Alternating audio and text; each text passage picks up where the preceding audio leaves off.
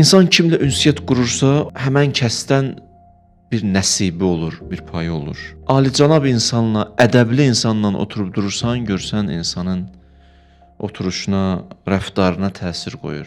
Elmli bir insanla ünsiyyət qurursan, insanın görsən danışığı dəyişilir, sözləri elmi olur, zehniyyəti dəyişir. Niyə? Səbəb həmən elmli insanla oturdur eləməkdir. Mənəviyyatlı insanla rabitə qurursan, görsən insan ruhu cilalanmağa başlayır. Kimlə ki ünsiyyət qurursan, çox ünsiyyət qurursan, elə bil sanki ona yaxınlaşırsan, ona tərəf gedirsən. Allahla da ünsiyyət quranda insan, Allahla rabitə quranda, oturdur edəndə, belə deyək də, istər-istəməz ruh aliləşməyə başlayır. Gör kimdən oturursan, kimdən söhbətdəsən?